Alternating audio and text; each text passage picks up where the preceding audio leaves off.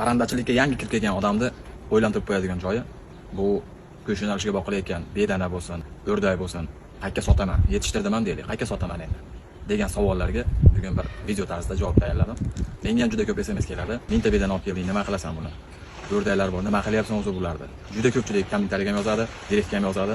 Shuni bir video tarzida bo'lishmoqchiman. Balki yangi boshlayotgan parandachiga manfaatli bo'ladi degan umiddaman. Qayerga topshiryapman, qanday, shu haqida bitta video qildim. Yuring birga ko'ramiz.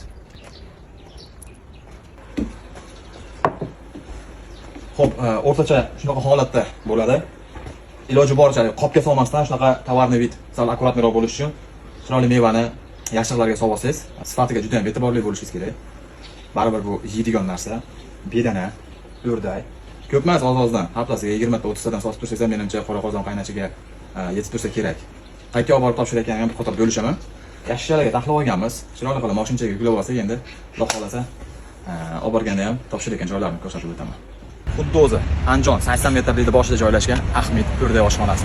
Nafaqat o'rdak, yorma, qo'y go'sht, mol go'sht, bedana, g'oz, g'uli, libbo'yga go'sht turini mana shu yerda Andijon bo'yicha eng zo'r go'sht pishiradigan oshxonalardan biri.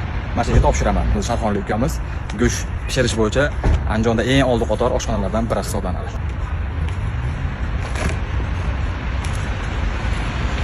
O'zingiz yaxshi ko'rgan biznes bilan shug'ullansiz va boshqachada mazzada.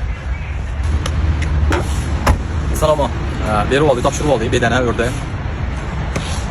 Bitta bu tochka emas meniki, boshqa tochkalarim ham bor. Eng yaqinrog'ini ko'rsatdim. Go'shtlar libbo'y turidan bor. Xotlar bilan kelib o'tirsanglar ham bo'ladi. Oilaviy ham sharoitlari juda ham zo'r. Bir qator bo'lishkim keldi. Shunaqa joyga topshirsanglar, hozir ayni vaqtda rosa sezoni boshlandi. Bu ishim bilan ozgina bo'lishkim keldi. Insonlarga manfaatliroq video bo'lishini xohladim. Ko'p savollardan kelib chiqib, mana shu videoni javob tarzida olmoqchi bo'ldim. Biznes deysizlar-ku, mana bu ham kichkinagina biznes bo'ldi, lekin qora qozon qaynaveradi bemalol. Xudo xolasa. Ishlaringizga omad. Gazini bosinglar. Salomat bo'linglar.